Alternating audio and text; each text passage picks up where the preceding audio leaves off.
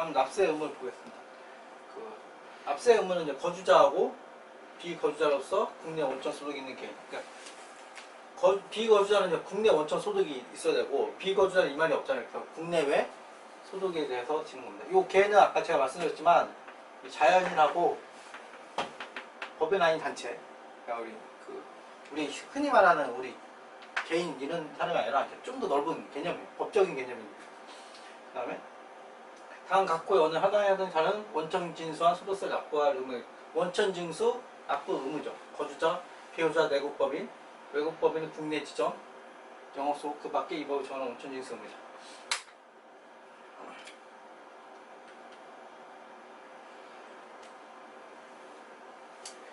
보시면 이제 아까 이제 개인의 의미가 이제 그 자연인뿐만 아니라 이제 단체도 포함한다 말씀드렸잖아요. 그게 나온 게 법인 아닌 단체, 우리 국세기준법에 대해서 그 우리가 이제 법인하고 법인 아닌 단체에 대해서 정의가 나오는데 법인 아닌 단체 중 그 법인으로 보는 단체 외의 법인 아닌 단체. 그러니까 개인이라고 보시면 돼요. 그러니까 말이 되게 어렵게 써있는데 개인이라고 보시면 되는데 이런 개인은 국내 주사무소 또는 사업의 실질적 장소를 관리를 둔 경우는 1거주자. 그러니까 국내에 실질적 관리 장소를 둔 경우는 1거주자. 아까 이제 법인 우리가 국내 법인, 외국 법인 할 때도 이제 국내 본점 사무소 뭐 사업장 있으면 국내, 없으면 외국 법인 이런 개념이잖아요. 같은 개념이에요. 그래서 국내에 주사무소 또는 사업의 실질적 관리소를 둔 경우는 1거주자. 그렇죠. 이게 없으면 당연히 비거주자. 그러니까 국내 법인, 외국 법인 이런 개념하고 대칭된다고 보시면 돼요. 그래서 국내 그러니까 법인 아닌 단체가 국내에 뭔가 사업장이 있어. 그럼 1거주자고 국내에 그 사업장 같은 게 없어요. 그러면 비거주자를 보는 겁니다.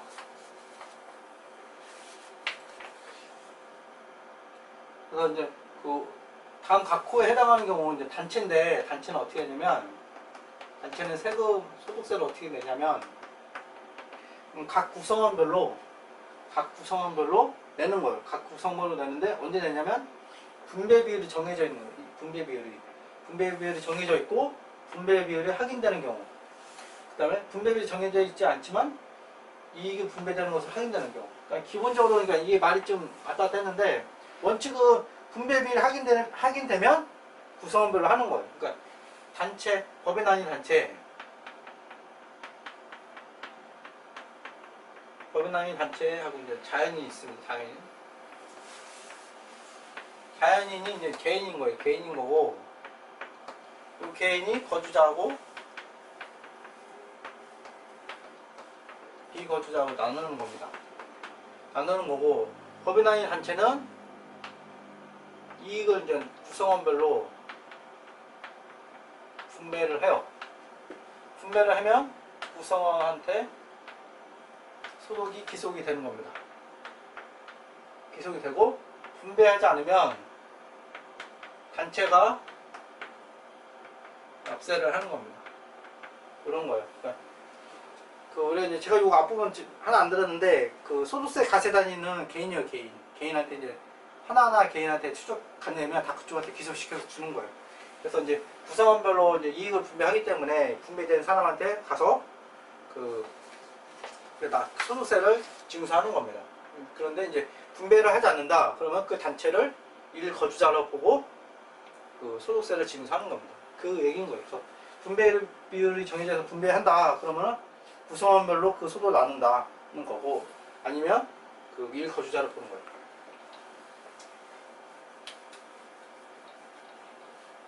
개념을 다시 말씀드리면 이제 법인 아닌 단체는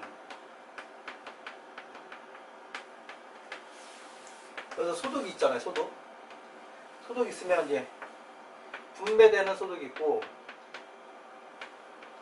분배되는 소득이 있고 분배 안 되는 소득이 있어요. 그럼 분배되는 소득은 요 구성원들 있잖아요. 구성원 1, 구성원 2 각각 가서 이 사람들한테 이제 합쳐져서 이 사람들의 각자의 소득하고 합쳐져서 이 사람들이 이제 세금 내는 거고 분배되지 않으면 이 법인 아닌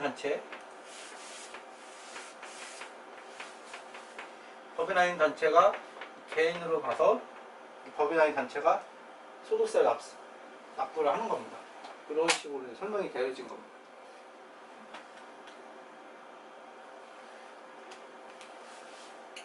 그래서 이제 분배 비율이 이제 일부 구성원한테면 일부 구성원, 확인되는 구성원한테는 그 분배해서 세금을 내라는 거고, 확인되는 부분은 해당 구성원별로 소득세 또는 법인세를 하라는 거고, 확인되지 않는 부분은 해당 단체 일거주자로과 납세 의무를 하는 겁니다.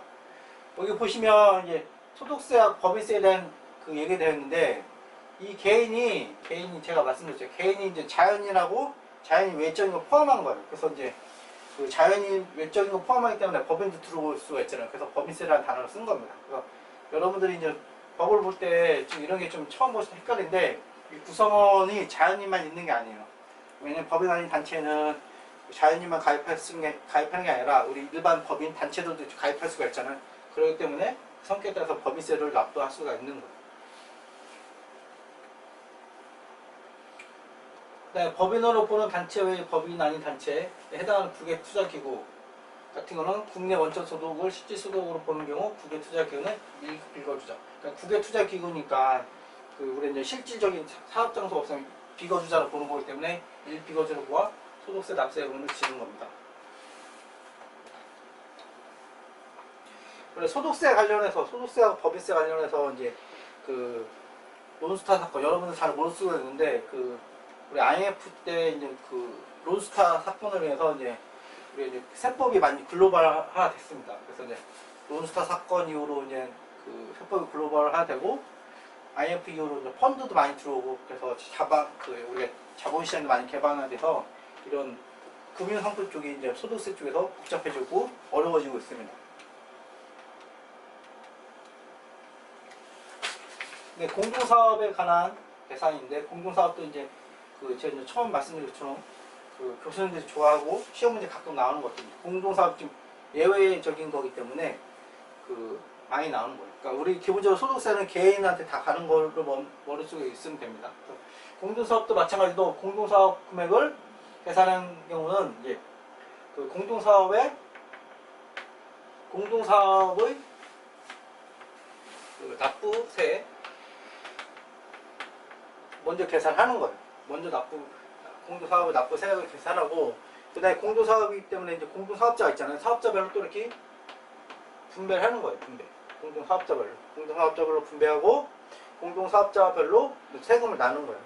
근데 특이한 거는 우리 이제 국세기부법에 보면 연대납세 의무가 있습니다. 연대납세 의무에 예외.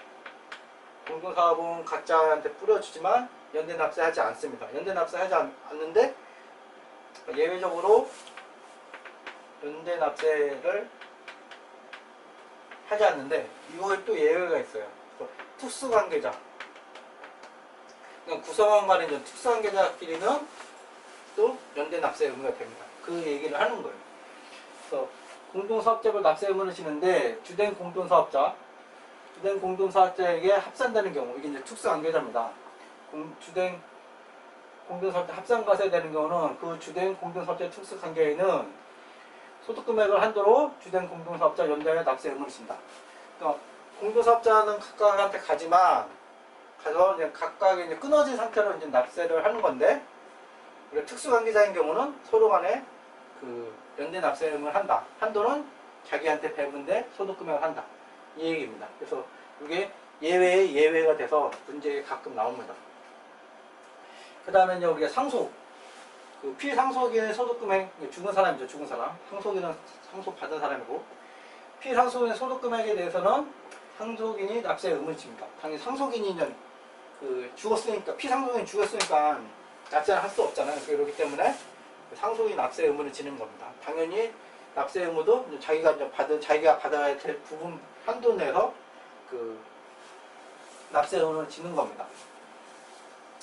그리고 증여자가 자산을 직접 양도한 것으로 보는 경우 양도소득에 대해서는 증여자와 증여받은 자가 연대하여 납세 의무를 진다. 이것도 약간 연대 납세 의무 그 특이한 경우죠. 이게 뭐냐면 뱅크 쪽 이항은 어떻게 되어 있냐면 우리가 거주자가 특수관계자예요. 특수관계자에게 자산을 증여한 후 그 자산을 증여받은 자가 증여로부터 5년 이내에 다시 타인에 양도한 경우는 증여자하고 수증자하고 같이 한다. 뭐냐면 이제 증여자가 있고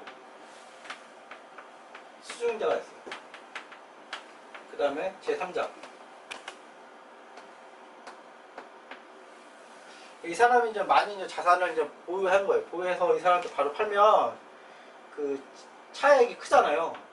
차익이 크기 때문에 이 증여자가 수증자한테 가고 이렇게 가면 한 번 이렇게 쿠션을 먹기 때문에 세금이 줄어들어요. 세금이 줄어들어서 이런 걸 방지하려고 5년 이내에 다시 양도하게 되면 이쪽이 바로 간 걸로 이제 보고 이네 둘이 그 세금에 대해서 같이 연대해서 납세의무를 진다. 이 얘기입니다. 네, 계속 보겠습니다. 그 다음 납세의무 범위 계속인데, 그 다음에 이제 원천인지수에는 소득으로서 소득과세 표준에 이제 합산되지 않은 소득이 있는 자는 원천인지수에는 소득세에 납세의무를 쓴다. 우리가 이제 제가 이거 말씀드리지 않았는데, 종합소득하고 퇴직소득, 양도소득 이렇게 나누는 건 분류소득이라고 그러고, 종합소득하고 이제 종합소득 안 가고 이거는 이제 분리해서 따로 내는 소득이 있습니다. 걔는 이제 분리되는 소득이라고 그러는데 그 의미입니다. 종합소득과세 표준에 합산되지 않은 소득이 있는 자는 그 종합소득이나 원천징수세는 소득세에 대해서 납세의무를 있다. 한 방에 끝나는 거예요. 그 다음에 신탁재산도 이제 이슈가 있는 부분, 신탁재산도 이제 요즘에 이제 우리 신탁법과 많이 관계했는데, 신탁은 이제 우리 이제 위탁자가 있고 수탁자가 있죠. 수탁자가 있고 이제 우리 수익자. 이렇게 이제 신탁법 같은 경우는 이제 세 명이 이제 주인공은 이제 보통 나옵니다. 나오고 이제 위탁자가 이제 자산을 보다 이제 수탁을 맡기고 수탁자가 뭔가를 해서 이익이 나면 또 이렇게 이제 계약에 따라 수익자가 있고. 그래서 실제로 이제 소득은 수익자가 가져가니까 이 수익자가 그 납세의무를 지는 겁니다. 그래서 이 구조를 보시면 이게 이제 실질과세 원칙 많이 이제 구현됐다고 보시면 돼요. 수익자한테 신탁자산에 기술된 소득은 신탁의 수익자가 특별히 정해지지 않거나 존재하지 않은 경우에는 신탁의 위탁자 또는 그 상속인에게 기술되는 것을 본다. 기본적으로는 수익자를 보는데 수익자가 잘 누군지 모르면 위탁자. 왜냐하면 위탁자의 자산이니까 이쪽으로 기속되는 것을 본다. 하는 겁니다. 그 다음에 공동으로 소유한 자산에 대해서는 양도소득 금액을 할 때는 각 거주자가 납세의무를 진다. 이건 가세단위, 제가 이제 이걸 설명 못했는데, 가세단위가 아니라 개인이에요, 개인. 개인은 거주자하고 비거주자 있잖아요. 그래서 여기는 왜 거주자, 비거주자라는 말을 뺐냐면, 양도소득이니까 뭐겠습니까? 이게 우리 국내에서 한 거잖아요. 그래서 공동 소유한 자산은 양도소득은 각 거주자가 납세의무를 진다. 해외 거는 우리나라가 징수할 수 없잖아요. 그렇기 때문에 이제 국내 자산의 양도를 하는 거예요. 그리고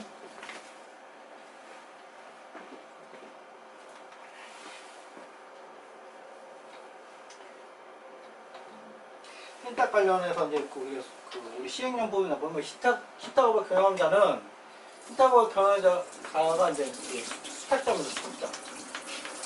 수탁자인데 용어가 많이 나와요. 그래서 이제 용어를 여러분들이 이제 어떨 때는 수탁자, 어떨 때는 신탁을 경영하는 자 이렇게 나오기 때문에 정확히 아셔야 되면 되고, 신탁을 경영한 자는 각 가생의 소득금을 계산할 때 신탁자산에 기술되는 소득과 그 밖의 소득을 구분하여 경영해야 된다.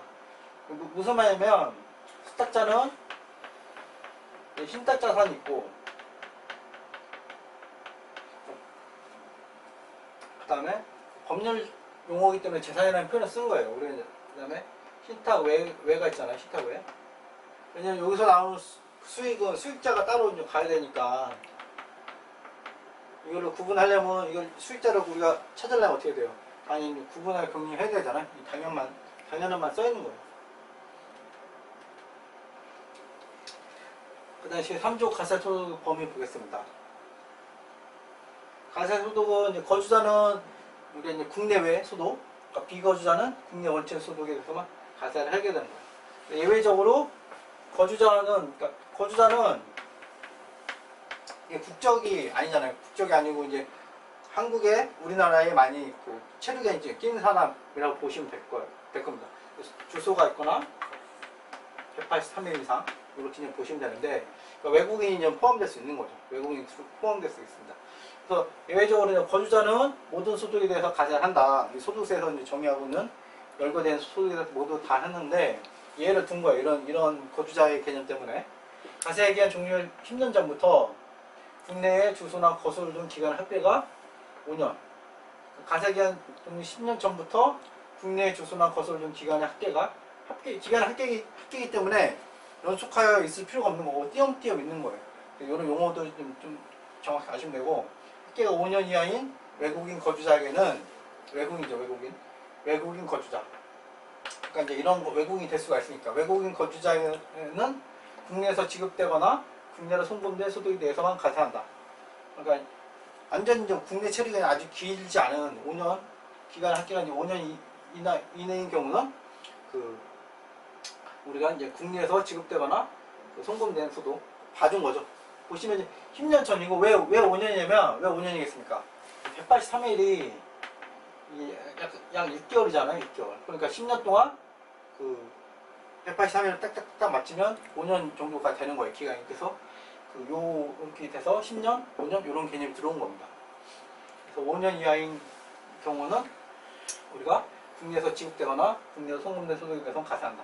여러분들이 이제 183일을 정확히 알고 계시면 10년화가 되는 게 이제 5년이에요. 반년 정도 되니까. 이런 식으로 문제를 이제 풀 수가 있는 거죠.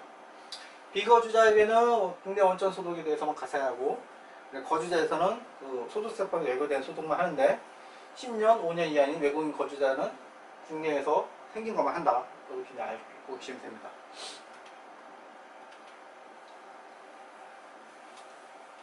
네, 소득의 구분입니다. 소득의 구분은 계속 이제 말씀드린 것처럼 종합소득, 퇴직소득, 양도소득 이렇게 쪼갠 걸 분류소득이라고 그러고, 쪼갠 이유는 퇴직하고 양도소득 같은 경우는 우리가 이제 누적돼서 몇 년에 걸쳐서 우리가 이제 축적된 소득에 대해서 가세를 하기 때문에 약간 어드밴티지 준 거예요.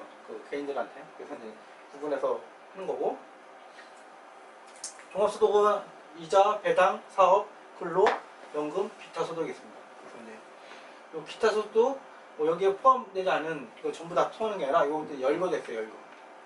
열거된 기타 소득입니다. 기타 소득.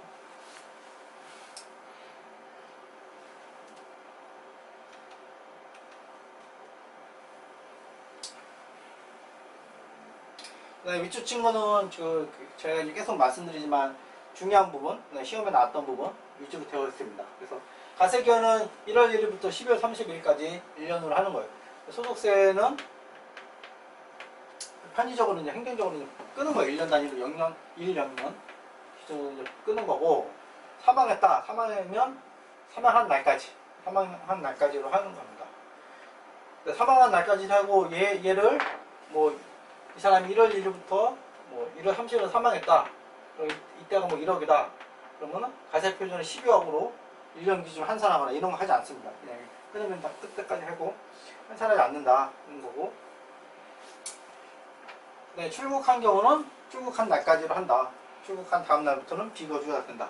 아까도 설명이 드렸죠. 네, 납세지입니다. 납세지. 납세지는 이제 개인이잖아요. 개인이니까 어떻게 활동 반경이 없잖아요. 개인이니까. 그렇기 때문에 상시를 어디로 하면 됩니까? 주소지로 하면 되겠죠. 왜냐면 이 개인이 전국 곳곳에서 수익을 창출할 수가 있잖아요. 그렇기 때문에 주소지로 하면 되죠. 왜냐면 신고라든지 이런 우리가 나중에 이제 결정이나 경제라든지 행정 것도 고려하기 때문에 주소지로 하면 됩니다. 그 다음에 주소지가 없을 때는 거소지로 하고, 주소지, 거소지 이런 식으로 되는 겁니다. 네, 비거주자의 소득세 납세지는 국내 사업장에 소재지로 한다. 다만 국내 사업장이 2 이상 있는 경우는 주된 사업장 소재지로 한다. 네, 없는 경우는 원천 소득 발생한다. 그러니까 국내 사업장이 하고, 주된 국내 사업장이라고 그냥 알고 계시면 돼요. 2개 이상일 때는 주된 사업장이니까. 그 다음에 없는 경우는 발생 연속 한다. 납세지가 분명한 경우는 따로 한다. 다음으로 이제 원천징수 등의 경우에 납세입니다. 원천징수는 기본적으로 원천징수 하는 곳입니다. 원천징수 하는 곳이 원천징수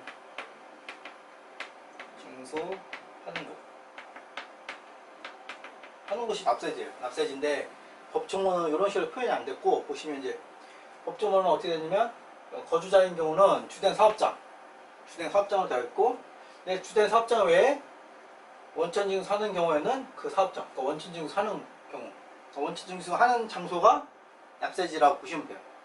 네, 원천징수 사는 자 비거주자인 경우는 비거주의 국내 사업장. 근데 또 예외적으로 또 국내 사업장 외에 국내 사업장에서 원천징수 하는 경우는 그 사업장입니다. 그래서 기본적으로 이제 원천징수의 납세지는 원천징수 하는 장소구나 이렇게 알고 계시면 됩니다. 원천징수 하는 자가 법인인 경우는 그 법인의 본점 또는 주사무소. 마찬가지예요. 원천징수 하는 자가 법인인 경우 그 법인의 지점이 왜 그 밖에 사업자의 독립재산자로 하는 경우, 독립재산자가 하는 경우 이제 원천징수 한다는 의미예요. 그래서 원천징수의 납세지는 기본적으로 원천징수 하는 장소 이렇게 보시면 됩니다. 법 조문이 이제 사업장, 주된 사업장 위주로 이제 쓰다 보니까 주된 사업장, 다른 데서 원천징수하면 그 장소 이런 식으로 이제 표현이 되는 거예요. 네, 납세조합 같은 경우는 납세조합을 소재지로 합니다. 납세조합은 이제 영세 같은 사업자들이 이제 모아서 이제 납세조합을 만들고 그 납세조합을 소재지로 하는 겁니다.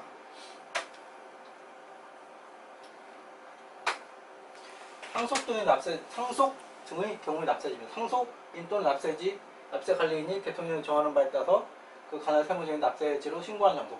신고하는 장소. 상속인 또는 납세지, 납세관리인이 신고하는 장소입니다. 신고가 없는 경우는 거주자 또는 비거주자의 소득세 납세지는 6주와 7주로 한다. 그러니까 기본적으로 주소, 거소 이런 식으로 보시면 돼요. 국내에 주소가 없는 공무원은 주소가 없는 공무원이죠. 국내에 주소가 없는 공무원은 납세지는 대통령이 정하는 장소가 하는데 기본적으로 어떻게 하겠습니까? 여러분들이 법 만든다면 우리가 기본적으로 하는 게 생활관계가 있는 사람의 장소 아니면 공무원이니까 이 공무원의 그 소속 기간이 있을 거잖아요. 소속 기간을 하겠죠. 납세지가 불분명한 경우는 이제 주소지가 그 2개 있을 때는 주민등록법에 의해서 등록된 곳. 그러니까 주소지가 2개 있는 경우도 있을 수 있잖아요. 그때는 주민등록. 그러니까 주민등록법의 주소는 주민등록이 먼저 우선한다고 보시면 됩니다. 그다음에 거소지가 2개 있을 때는 생활관계가 밀접한 곳으로 보면 됩니다. 그다음에 국내에 2개 이상 사업장이 있는 비거주자인 경우는 주된 사업장인데 주된 사업장 판단에 곤란할 때는 그 신고한 납세지를 한다.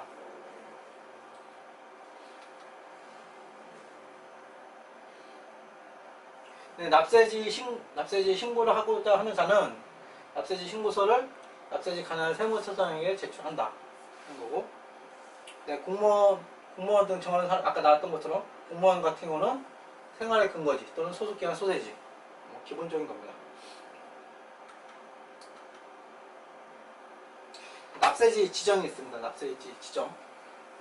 납세지가 좀 이상하다. 그럴 때는 이제 안 하거나 납세지를 이제 우리 이제 관할 간청에서 할 수가 있는 거죠. 문관에는 이제 국세청장 또는 관할 지방 국세청장이 하는 겁니다. 국세청장 또는 관할 지방 청장이 납세지를 따로 지정할 수가 있는 거예요. 언제 하냐면 사업소득 있는 자 사업자 소득 납세지로 지정한 경우. 그러니까 기본적으로 이제 그 거주자의 주소인데 이 사람이 사업자 소득 납세지를 신청한 경우에 이런 식으로 이제 누가 하냐면 국세청장, 관할 지방 국세청장이 한다는 거고. 근데 납세지의 지정 사유가 소멸한 경우는 당연히 취소를 해야죠. 납세지의 지정 사유가 소멸한 경우 누가 하냐? 지정할 수 있는 권한이 있는 사람이 소멸도 할 수가 있는 거죠. 국세청장하고 관할 지방 총장은 취소를 해야 된다. 납세 지정이 취소된 경우에도 취소 전에 한 내역들은 영향이 유효하다. 당연한 거죠. 납세지 변경 신고입니다. 납세지 변경할 수가 있잖아요. 주소 등을 변경할 수 있으니까. 거주자나 비거주자는 납세지가 변경된 경우 변경된 날로부터 15일 내에 대통령을 정하는 바에 따라서 변경 후의 납세지 관할 세무장에게 신고를 해야 됩니다. 그러니까 15일 변경된 날로부터 15일 이내 그 변경 후 납세지 관할 세무서장에게 신고해야 된다. 거고.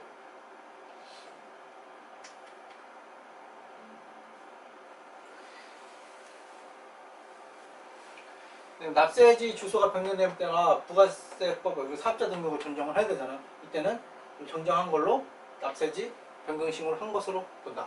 아무리 요즘 정산 같은 잘 됐으니까 그 부가세 정정 등록으로도 나쁘지 않아도 된다 하는 겁니다. 납세지 변경하고 이제 절차적인 건데, 절차적인 거는 여러분들이 상식적으로 생각하시면 돼요. 그러니까 우리가 또 나오는 게 이제 15일 이런 것도 이제 많이 나오고. 마지막으로 오늘 했던 거에 대해서 기출지문 좀 보겠습니다. 기출지문. 보시면 첫 번째는 우리가 법인 아닌 단체, 그러니까 법인 아닌 단체, 보면 법인 아닌 단체 중 왜 그 법인 아닌 단체는 국내 주사무소 또는 사업의 실질적 관리는 여부에 불구하고 거주자를 보아 소득세법을 적용한다. 이 얘기는 뭐냐면 그 법인 아닌, 우리가 이제 개인은 자연인하고 자연인 외로 있다고 그랬잖아요. 자연인 외. 자연인 아닌 사람, 자연인 아닌 이 인격 가진 단체가 있는데, 이거는 또 어떻게 되냐면 이게 거주자와 비거주자 나누는데, 이 자연인 같은 경우는 183일을 기준으로 보면 되고, 이 자연이 아닌 거는 우리가 이제 사업장이 국내에 있냐 없냐, 주된 사업장이 국내에 있냐 없냐로 쪼개는 거예요. 근데 여기 보면 실질적 관리 장소의 여부에 관계없이 다 거주자로 본다고 했으니까 틀린 질문이죠. 그러니까 법인 아닌 단체도 우리가 비거주냐 거주자냐 구분하는 겁니다. 뭐로 기준으로? 실질적 관리 장소, 주된 사업장으로 관리를 하는 겁니다. 이번 것도 틀린 거고, 증여 후 양도행위 부인 규정에 따라 증여자가 자산을 직접 양도한 것을 보는 경우 증여받은 자는 그 양도 소득에 대해서 납세 의무를 지지 않는다. 아까 이거 연대 납세 의무를 한다고 했잖아요. 우리가 이제 증여자하고 수증자가 있는데 그 5년 이내에 다시 그 제3자한테 매각을 하면, 그 수증자 5년 이내에 다시 하면 우리가 증여자가 직접 그 제3자한테 매각한 걸로 보고 하고, 납세 의무는 양쪽이 다 진다. 틀린 거고. 비거주자의 국내 사업장이 둘 이상 있는 경우는 소득세 납세 지역은 각각이 아니라 이제 주된 사업장, 기본이 주된 사업장입니다. 주된 사업장인 거고. 내국법의 발해주의 시총수의 100분의 50 이상을 직접 출자한 해외 현지법에는 확인한 직원은 거주자로 본다. 그것도 틀렸죠. 100분의 100% 통일해야 되는 거예요. 나하고 이제 똑같이 합치면 합병 개념으로 여러분 생각하시면 된다 그랬잖아요. 100% 다 전부 다 소유했을 때만 우리가 그 거주자로 보는 겁니다. 납세지의 지정사유가 소멸한 경우 국세청장 또는 관할 지방청장이 납세 의무가 요청하는 경우에 하나요? 지정 취소한다. 납세지가 소멸하면 지정 취소해야 되죠. 요청하고 관계 없습니다.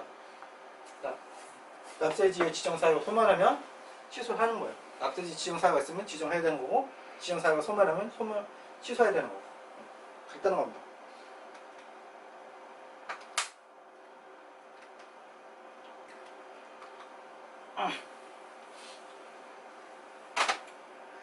거주자는 납세지가 변경된 경우 변경 날로부터 15일 이내에 변경 후에 납세지 관한 사업을 신고해야 하나, 이거 맞죠? 주소지가 변경으로 사업자 등록 정정한 경우는 굳이 안 해도 된다. 사업자 등록을 한 경우는 안 해도 된다. 한 걸로 본다. 하는 거고, 틀렸죠. 미국 국적인 A는 내국법의 한국 IT의 네트워크 관련 기술자로 근무하고 있으며, 해당 가세기간 종료일 10년 전부터 서울에 주소를 기한 기간 합계는 3년이다. 이 경우 A는 국내외 원천소득 납세 의무를 진다. 5년 밑에는 그 국내에서 이제 송금받은 거나 받은 것만 해는 거예요. 그래서 이제 틀린 지문입니다. 실제로 이제 어려운 거는 이런 식으로 이제 과거에 2015년인가 16년인가 이렇게 이제 사례를 둔 문제가 있습니다. 사례를 둔 문제. 제가 보니까 그때가 그 실제 이제 아까 제가 말씀드려서 선박항, 뭐 구룡항, 왕구항 같은 이제 거주자 비거주자 문제가 한창 이슈가 됐을 때였어요. 그때 그래서 사례 문제가 나왔던 것 같습니다. 주소지가 2개 이상일 때는 생활관계보다 그 밀접한 곳을 납세지로 한다. 주소에 밀접한 곳이 아니라 뭡니까? 그 주소, 주민등록번호 그걸로 하는 겁니다. 네, 소득세법에 따른 거소는 국내 생계를 같이 하는 가족비, 국내 소지하는 자손 일부 이렇게 한다. 틀린 거죠. 이게 주소입니다. 요거 여러분들이 이제 그 정확하게 법 조문을 아셔야 되는 문제입니다. 뭐 이렇게 좋은 문제는 아닌데 주소를 거소로 바꿔 쓴 겁니다. 이것으로 마치겠습니다.